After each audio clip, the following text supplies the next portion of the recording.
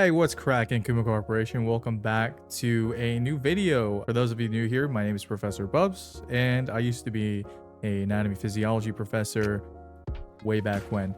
Today, we're going to be going over a couple pieces of content on r/FormCheck, and I'm essentially going to be giving my thoughts on what may be wrong and what tweaks these people can make on their lifts. And so, you know what, we're just gonna go ahead and get straight into it. I'm essentially sorting by the top post of this week, and what I'm hoping to do is sort of schedule it out so that every Saturday or Sunday or so I'll go ahead and record another one of these and go for that week's top post, kind of just make this a weekly sort of series. And so the very first post we got, by sorting up top, we got here is the Gremlin posting their push-ups. They've been working on push-ups for a bit now. How is the form? Well, let's go ahead and take a look.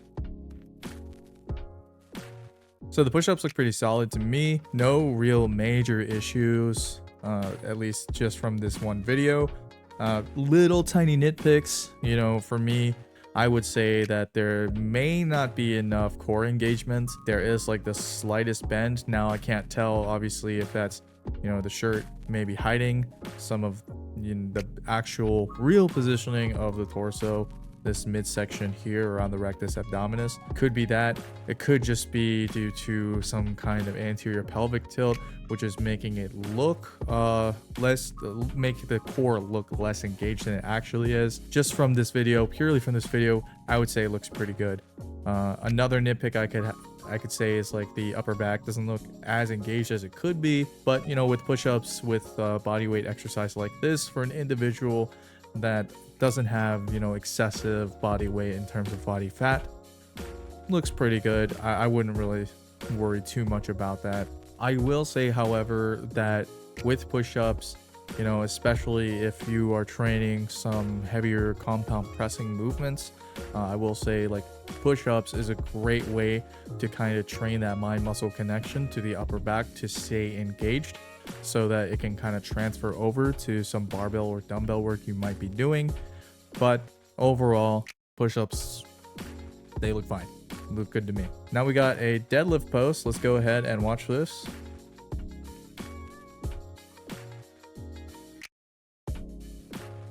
All right, solid deadlift here. We got a very solid deadlift. The only real nitpick that I can make is that perhaps this individual could get a little bit more aggressive off the floor by pulling slack just a little bit harder. But there is definitely a solid slack pull, as you can kind of see here, that the barbell is basically bending here. Now, with that said, you know, when I talk about aggression, I essentially just mean just be a little bit more explosive off the ground. But the positioning and everything like that looks pretty phenomenal to me, so great work. Next, we got a post from Kai2405. Desperately need help with my deadlift glute medius pain. All right, let's go ahead and take a look. All right. Okay, so immediately off the first pull, I can tell that the upper back is not engaged very much. There's not a lot of slack pull happening here. The other thing is that a lot of people tend to make the mistake of looking down or looking too close in front of them as they, you know, begin the lift. You kind of want to get your body a little bit more upright in the sumo deadlift position. Also, from this angle, I can't really tell, but it does kind of look like you could probably be abducting at the hip a little bit more than this. Maybe stand maybe an inch or two wider and push the knees out. Try to cue that push of getting the knees towards that, you know, pinky toe essentially. But let's see the full lift itself. Walkout looks okay. It might be the angle, but it does look like there's a little bit of rotation here. So pulling back with the right side of the body a little bit harder than the left side. So it could be contributing to some of that glute medius pain.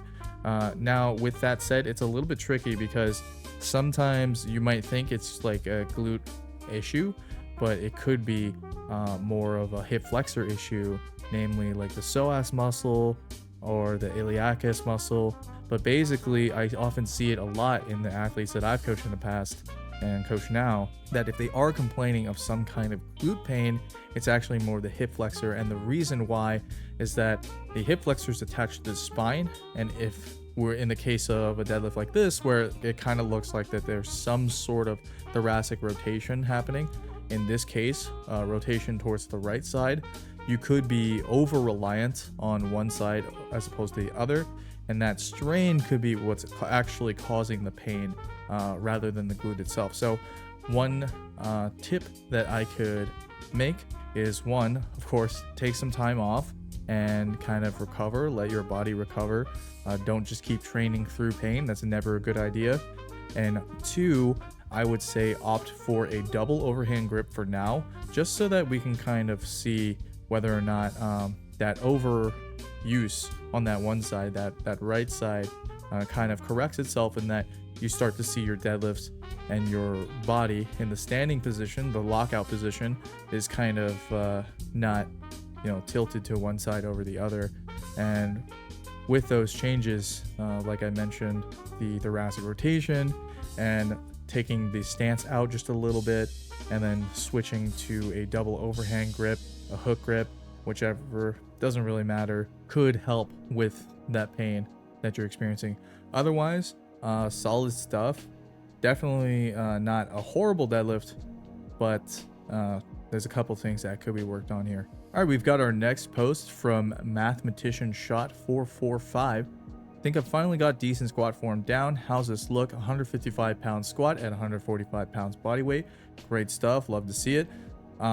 Just from this kind of thumbnail of this video, I guess you could call it a thumbnail, I can see that this individual definitely has pretty long femurs, I would say, and they are adopting a high bar technique. And so I've talked about this a lot, but biomechanically, depending on your proportions, one technique versus the other, so high bar versus low bar, might be more beneficial for an individual. But that does not mean that just because you have a certain structure to your body that you're forced to use one technique over the other. I believe that everyone can squat high bar. It's just more of a matter of should everyone squat high bar, and oftentimes the answer is no. But let's go ahead and watch the video and see if I can't point out some flaws.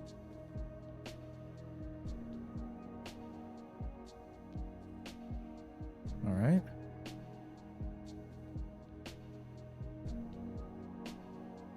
Okay. So it's definitely not bad. I'm going to try to freeze frame it here. Definitely not bad. I will say that the stance is maybe a bit excessively narrow. I don't see a whole lot of femoral abduction. So essentially the thigh here is not really getting pushed out, creating that nice pocket for your abdomen to rest in. Now that's okay for some people. Some people will adopt sort of a clamshell squat technique where they kind of just fold onto themselves and it looks more like a good morning. But in the high bar position, we don't really want to see that too much. We would want to see more abduction, more of a vertical torso position in the hole. So in order to fix that, you could probably just get away with standing a little bit wider here. I'm not really too sure the reason why they're adopting such a narrow stance, but in essence, if you go a little bit wider, it's going to make that abduction a little bit easier at the hip. The other thing is that there is a slight rounding of the lower back here, which kind of indicates to me that there is a lack of proper brace, and two, that there's a little bit of compensation at the hip happening here, in that it is kind of like what I talked about before, good morning squat situation, just the slightest bit, which kind of goes back to what I was saying about lack of abduction. I would say that this issue would probably be resolved by just training and understanding how to brace properly and understanding bracing mechanics. and 2, just getting the stance out a little bit wider. Otherwise, looks like a perfectly good squat to me. Just maybe make those few changes and you'd be good to go. So here we got a 60 kilogram squat. Could you guys please tell me if this form is correct? So first of all, we're on a Smith machine. Now, I don't ever really recommend you use a Smith machine to squat, but if you are going to do so, you should oftentimes err on the side of the rails kind of sloping behind you rather than sloping in front of you. And so what I mean here is that you can see on the Smith machine that the rails kind of slope kind of down like this towards this end of the machine. Basically, you're gonna want that slope to be behind you. So here it looks like he's gonna set up the reverse here. Yeah, it looks like it's gonna be the reverse here.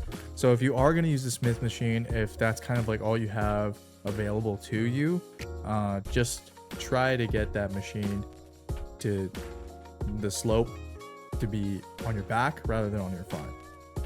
But let's go ahead and take a look at the squat. So it looks like he's got a trainer with him. Okay, looks like the trainer's gonna help him unrack the bar here as well. Feet look a little uneven, so you're gonna want to try to fix that.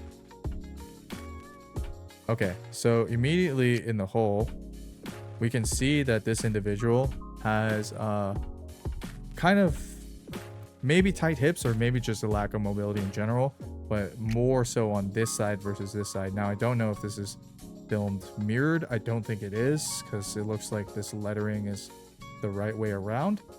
So that would make it the left side. The left side is failing to abduct as much as the right side. Right side looks okay. Could maybe abduct, maybe externally rotate a little bit more at the femur here. But it could also have something to do with the uneven foot placement. You can see that the left foot is slightly ahead of the right foot. So in order to correct this, first of all, do mobility drills.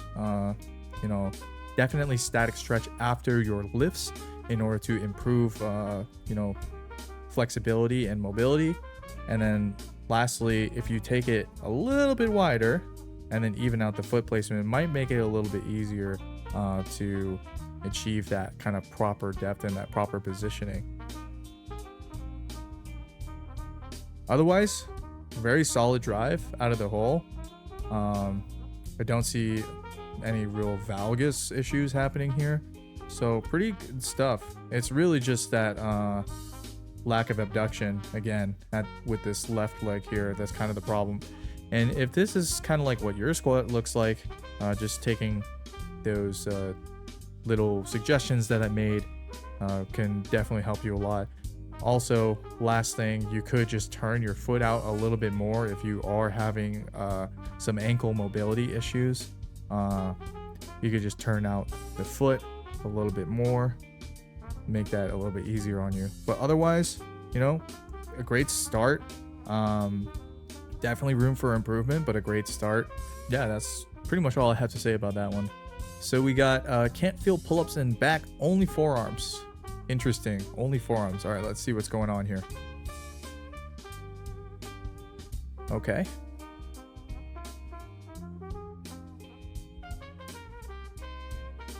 So the pull-ups look okay. It is a little bit uneven the way that this individual is pulling, but otherwise I would say it looks okay. If you're feeling it more in the forearms, that's just due to grip, right? You kind of have to train your forearms. You have to train the wrist flexors, for example. You got a lot of different wrist flexors: flexor carpi radialis, flexor carpi ulnaris. You got your palmaris longus as well. Like, the list goes on. But you're going to have to train those muscles, and you're probably going to feel them a little bit more so than your back at the start. So I'm assuming that this individual might be a bit of a beginner. And so if that's the case, if you can't feel your back in the pull-up, or you can't feel your back in general, that's a very normal thing for most beginners, in that feeling your back and getting that mind muscle connection to your back musculature is actually quite difficult, because as silly as it sounds, you can't see your back, right? And so having to understand how to use some of your musculature that you can't see is pretty difficult for most people. And so just over time with proper training, the technique of this pull-up looks pretty good in general. Over time, you will start to feel your back a little bit more, so I wouldn't worry too much about it. All right, so this video has been going on pretty long. I didn't really cover that many. I have an issue of speaking too much, but we're gonna go ahead and make this the last one. We got Media Mez posting their squat form can't move past 70 kilograms after 7 months.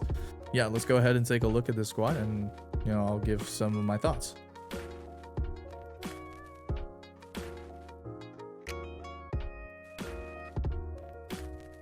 So after looking at those couple reps, there's a lot to unpack here for this one for sure. So I'm gonna go over the first thing. I'm gonna try to go top to bottom, right? Just because I feel like I might lose my train of thought a little bit. So we're just gonna work top to bottom. First of all, the bar placement looks to be high bar to me. Just from the angle, it looks about high bar to me, which is fine. More importantly, as this is a high bar position, there does look like there is excessive hip flexion and extension happening, right? And so you can look at the hip positioning. The glutes in the bottom end are coming out pretty far, right? But the upper body, the torso, it's collapsing. And so one way you can really see this for the average person, I guess, if you're not really have a trained eye for it, you can see the relative bar position from the top here starts here, but as she descends in the squat, starts to fall forwards, right? And so this kind of anterior bar pathing is oftentimes a result of a couple things, but more importantly has to do with the hips. So we're working top down. By how this person is moving their bar, I would recommend a low bar position, because that's essentially what they're doing. They're trying to move the bar with low bar mechanics, but placing the bar with high bar positioning. So the positioning to mechanics are not matching, right? And so just by moving the bar down into the onto the rear delts into a low bar position will definitely help a lot. The other thing is that as this bar is traveling forwards during the descent, I can tell that the torso is having a lot of lean, force you to use your spinous erectors, your ILS, more so than the muscles of the leg, so the quadriceps, the hamstrings, the glutes, etc. Just watching this individual squat, my best recommendation moving forward would to be one, adopt a low bar position, and if you wouldn't want to use a low bar position, that's fine. What this individual would need to do is train hip abduction, gain mobility at the hip in order to kind of maintain more of a vertical positioning here. And then the second thing would be to train the core a little bit more, just to one, improve the brace, and then two, be able to maintain this positioning of the torso throughout the range of motion, because as it is collapsing and the hips are flexing a little bit too far, the bar path is, instead of becoming a nice straight line over your center of mass, is becoming a bit of a slope, which is causing this individual to lose out on their basically their growth potential with their lower body, and forcing that work to be then done by the spinous erectors to get back into that original upright position. Okay, well, that was fun. I definitely rambled a lot on a lot of those posts, but I hope you found that informative. If you did find it informative, let me know down in the comment section below. Just to close out this video, I did recently release my Meiji era merch drop, and so if you want to go ahead and shop that collection, you can visit the website kumacorp.us. It will be linked in the description as well. Grab yourself the Strength in Modesty pump cover. We have this in white and black, or you can get yourself the Tapestry pump cover, which we have in berry and black. Personally, I'm a big fan of the berry. I think it looks really good, And so if you also think it looks good, go ahead and grab yourself one today. I think that's all I got. So thanks for watching. Comment, like, subscribe, and as always, I'll catch you all in the next video. Peace.